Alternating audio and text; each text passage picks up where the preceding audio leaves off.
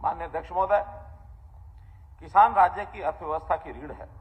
हमारे किसानों की कड़ी मेहनत और परिश्रम के कारण हरियाणा राष्ट्रीय खाद्य सुरक्षा सुनिश्चित करने में प्रमुख योगदान करता है। सरकार ने किसानों के लाभ के लिए कई कदम उठाए हैं, जिसके परिणाम स्वरूप 2023-24 में कृषि उत्पादन 8.1% की दर से बढ़ा है, जो कि देश में सर्वाधिक है। बीज, उर्वरक, बिजली जैसे इनपुट पर सब्सिडी और विभिन्न योजनाओं के तहत उत्पादन के लिए डीबीटी के माध्यम से सहायता प्रदान की जा रही है। मेरी फसल मेरा ब्यौरा के डिजिटल प्लेटफॉर्म को राज्य के किसानों द्वारा व्यापक रूप से अपनाया गया है। मुझे ये बताते हुए खुशी हो रही है कि मेरी फसल मेरा ब्यौरा हर सीजन में लगभग 10 लाख किसान अपनी फसल का विवरण उपलब्ध कराते हैं, जिससे सरकार को बाजार हस्तक्षेप के लिए रणनीति बनाने के लिए उपयोगी जानकारी मिलती है। हरियाणा के किसानों को उनकी उपज के लिए सुरक्षित कवच प्रदान किया गया है, चाहे वह खरीद के रूप में हो, मूल्य समर्थन के रूप में हो या फसल क्षति के मुआवजे के रूप में हो। प्रचलित बाजार मूल्य और न्यूनतम समर्थन मूल्य के बीच के मूल्य के अंतर आधार पर सरकार ने न्यूनतम समर्थन मूल्य की पर सीधी खरीद या भावांतर भरपाई योजना के माध्यम से मूल्य अंतर के लिए सहायता प्रदान करने की रणनीति अपनाई है। पिछले 3 वर्षों में सरकार ने न्यूनतम समर्थन मूल्य यानी एमएसपी पर 14 फसलों की खरीद की है और इसका भुगतान सीधे किसानों के खाते में किया है। सरकार ने खरीफ और रबी सीजन में 2023 में 29,876 करोड़ रुपए का भुगतान सीधे किसानों के खाते में जमा किया है। भावांतर सहायता की 178 करोड़ रुपए की राशि सीधे किसानों के खातों में डाली गई है। सरकार राज्य के सभी किसानों को आश्वस्त करना चाहती है कि वह उनके योगदान को समझती है और हर समय उनके साथ खड़ी रहेगी। सरकार ने प्राकृतिक आपदा से फसलें नष्ट होने पर किसानों को अपने दावे दर्ज करवाने में सक्षम बनाने के लिए ई क्षतिपूर्ति के रूप में एक डिजिटल प्लेटफॉर्म उपलब्ध करवाया है। इससे सरकार किसानों को सीधे सहायता प्रदान करने में सक्षम हुई है, जबकि पूर्व में यह सहायता भूस्वामियों को दी जाती थी। ई क्षतिपूर्ति से शीघ्रता से सत्यापन होता है और दावे भी जल्दी मिलते हैं। वित्त वर्ष 2023-24 में मुआवजे के रूप में अब तक 297 करोड़ रुपए की राशि सीधे किसानों के खातों में जमा कराई जा गई है। वर्ष 2023-24 के दौरान 50,000 एकड़ लवणीय व जल भराव वाले क्षेत्र का सुधार करने का लक्ष्य निर्धारित किया गया था। सब सरफेस एवं वर्टिकल ड्रेनेज टेक्नोलॉजी का प्रयोग करके 52,695 एकड़ क्षेत्र का सुधार किया गया है और इस वर्ष कार्य पर 80 करोड़ 40 लाख रुपए की राशि खर्च की गई है। वर्ष 2024-25 में गंभीर रूप से लवणीय व जल भराव वाली 62,000 एकड़ भूमि का सुधार करने का लक्ष्य निर्धारित किया गया है। मुझे आशा है कि हरियाणा जल संसाधन प्राधिकरण द्वारा चिन्हित बेकार और जल भराव वाली भूमि का अगले 3 वर्षों में सुधार किया जाएगा और खेती के लिए उपलब्ध कराया जाएगा। उर्वरकों और कीटनाशकों के छिड़काव में किसान ड्रोन का बढ़ावा देने के लिए हमने दृश्य के माध्यम से ड्रोन संचालन के लिए 500 युवा किसानों को प्रशिक्षण प्रदान करने की प्रक्रिया शुरू की है। 100 किसानों को ये प्रशिक्षण दिया जा चुका है। पराली जलाने की रोकथाम, प्रदूषण को कम करने की में भी किसानों की सहायता करने के लिए 11,007 फसल अवशेष मशीनें वितरित की हैं। प्रतिवर्ष 1,000 रुपए की प्रोत्साहन राशि प्रति एकड़ दी जा रही है। 14 लाख एकड़ के प्रबंधन के लिए 1,56,000 किसानों को पंजीकरण कराया। 23-24 के दौरान 139 करोड़ रुपए की प्रोत्साहन राशि किसानों में वितरित की गई। पराली जलाने के मामले 67% कम होकर 2303 हो गए हैं। हरियाणा बागवानी फसलों के लिए भी भावांतर भरपाई योजना के अंतर्गत 21 फलों और सब्जियों की फसलों को भावांतर भरपाई योजना में शामिल किया गया है। वर्ष 23-24 के दौरान 41 करोड़ रुपए की प्रोत्साहन राशि प्रदान की गई है। मैं संग्रह, संरक्षण, थीम पार्क, शैक्षिक प्रशिक्षण, जर्म प्लाज्म के लिए और स्थानीय आबादी के लिए प्रमुख आकर्षण और प्रमुखता के केंद्र के रूप में कार्य करने के लिए राज्य में 6 स्थानों पर 6 बोटानिकल गार्डन विकसित करने का प्रस्ताव करता हूं। 3 नए उत्कृष्टता केंद्र स्थापित किए जाएंगे। इसमें पंचकुला में कटाई उपरांत प्रबंधन के लिए, हांसी में स्वच्छ रोपण सामग्री के लिए चीका में वर्टिकल फार्मिंग के लिए केंद्र स्थापित किए जाएंगे। माननीय अध्यक्ष महोदय, देश के 2.1% दुधारू पशु हरियाणा के हैं। देश के दूध उत्पादन में राज्य का योगदान 5.19% है। राज्य का प्रति व्यक्ति प्रतिदिन दूध उपलब्धता 1098 ग्राम है, जो राष्ट्रीय प्रति व्यक्ति प्रतिदिन औसत दूध उपलब्धता 459 ग्राम का लगभग 2.5 गुना है। पशुधन मालिकों को उनके घर द्वार पर पशु चिकित्सा सेवाएं उपलब्ध करवाने के लिए नए 8 राजकीय पशु अस्पताल और 18 नए राजकीय पशु औषधालय खोलने का प्रस्ताव है। घर द्वार पर पशु चिकित्सा ये सेवाएं प्रदान करने के लिए पहले से ही 21 मोबाइल पशु चिकित्सालय इकाइयां कार्यरत हैं। इस सेवा को सुदृढ़ करने के लिए सरकार ने 70 मोबाइल पशु चिकित्सा इकाइयों के लिए अनुबंध किया है और उनकी सेवाएं शीघ्र शुरू होने की उम्मीद है। मुझे आशा है कि ये सेवाएं पशुधन मालिकों के लिए बहुत लाभदायक सिद्ध होंगी। मत्स्य पालन, इसको बढ़ावा देने के लिए 3 मोबाइल जल परीक्षण प्रयोगशाला वैन के माध्यम से किसानों को घर द्वार पर ही मिट्टी और जल परीक्षण की सुविधा प्रदान की जाएगी।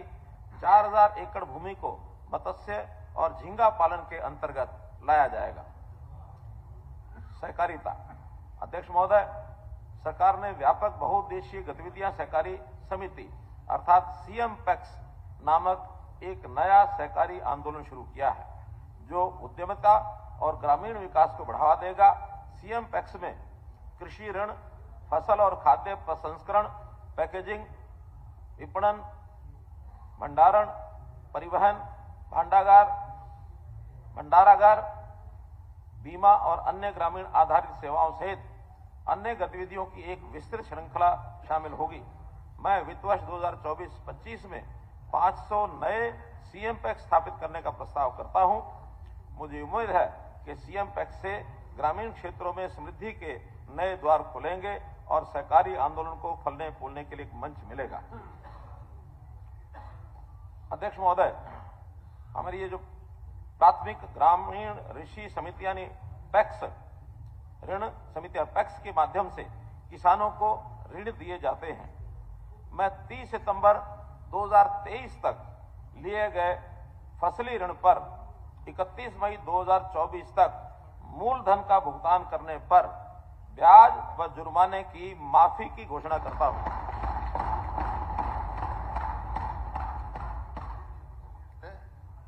वापस देते हैं ब्याज तो 0%, जो समय पर नहीं देते हैं, मैं समय पर नहीं देते उनकी बात कर रहा हूं। जिनका बैठिए, जो डिफॉल्टर हैं उनकी संख्या भी इस समय 5,47,900 किसान हैं, जिनका मूलधन तो 2140 करोड़ रुपया है, लेकिन उनके पर ब्याज और पेनल्टी इस समय बकाया 1739 करोड़ रुपया हो गई है। इनको 1739 करोड़ रुपए की छूट की घोषणा करता हूं। बात कही है, आज एनएसए क्यों लगा दिया उन पर, शांति प्रिय किसानों पर? आपने आज जो बात हो रही है उस पर चर्चा करेंगे। बजट का सेशन एनएसए मैं पूछ रहा हूं जी, आपने किसानों की बात करें ना, आप मालूम नहीं, किसानों की बात करें, मुझे मालूम नहीं और क्या सोच रखा आपने, क्या नहीं सोच रखा, लेकिन बजट के बिंदुओं पर बैठे आप बजट के बिंदुओं पर बात करें हुड्डा जी। बजट का एक नॉर्म्स होते हैं। आज बजट की विषय की चर्चा हो रही है, इसलिए उस बिंदु को रख रहा हूं मैं।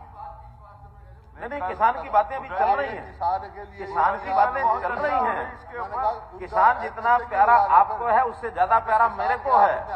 मैंने स्वयं अपने हाथ से हल भी चलाया है। मैं किसान हूँ, किसान का बेटा हूँ। आज भले ही छोटी किसानी मेरी होगी, मैं किसान हूँ, मैं किसान के दर्द को समझता हूँ, मैं किसान के दर्द को समझता हूँ। ऐसा है कि कल बहुत चर्चा हो ली, अविश्वास प्रस्ताव अच्छा, तो कल इसी पर अभी मैं एक योजना, एक किसान के हित में एक योजना बताई है, वो आपको या तो पच नहीं रही है या आपको मंजूर नहीं है। अपनी अच्छी योजनाओं की सराहना करना सीखें। मैं तो जो लोग ऐसे हैं जो समय पर भुगतान नहीं कर रहे हैं, और ये पहले भी हम लेके आए हैं, हम ये योजना पिछले 9 वर्ष में एक बार पहले भी लेके आए हैं, आज दोबारा से लेकर के आ रहे हैं कि ऐसे जो डिफॉल्टर किसान जो समय पर भुगतान नहीं कर सके, किन्हीं कारणों से भी नहीं कर सके होंगे, उनका साल के बाद अगर समय पर फसली भुगतान नहीं हुआ होता है तो उनको ऋण भी यानी ब्याज भी लगता है, जुर्माना भी लगता है। वो जुर्माना और ऋण जो है उसके किसानों की संख्या मैंने बता दी, 5,47,900 किसान हैं और उनका जो कुल मूलधन की राशि 2140 करोड़ रुपया है और उनके ऊपर ब्याज और जुर्माना 1739 करोड़ रुपया है। आज उनको दोबारा से ऋण लेने में कठिनाई आ रही है। अब हम स्कीम ला रहे हैं कि अगर ये 30 सितंबर 2023 तक का यानी फसली ऋण जो पिछला लिया गया था उस ऋण को यदि अगली फसल के समय 31 मई 2024 तक ये जमा करा करके अपने ब्याज और जो उनकी पेनल्टी है उसको माफ करा देंगे, उसके बाद ये दोबारा ऋण लेने के योग्य हो जाएंगे अगली फसल के लिए। एक मुख्यमंत्री जी, एक मिनट। माननीय सदस्यगण, आज सदन में श्री मनीष ग्रोवर, पूर्व मंत्री हरियाणा, अध्यक्ष दीर्घा में उपस्थित हैं। यह सदन उनका स्वागत करता है। मुझे यह बताते हुए भी खुशी हो रही है कि हैफेड ने निर्यात बाजार में सफलतापूर्वक प्रवेश कर लिया है। वर्ष 23-24 में 126 करोड़ रुपए मूल्य के 13,700 मीट्रिक टन बासमती चावल का निर्यात ऑर्डर ये मिले हैं। किसानों को मूल्य संवर्धन के माध्यम से सहायता करने के लिए रादौर में हल्दी तेल पैकिंग लाइन के साथ प्रतिदिन 3 मीट्रिक टन क्षमता का एक नया आधुनिक हल्दी संयंत्र ये स्थापित किया गया है। भारत सरकार की मेगा फूड पार्क स्कीम के तहत औद्योगिक मॉडल टाउनशिप में एक मेगा फूड पार्क ये स्थापित किया जा रहा है।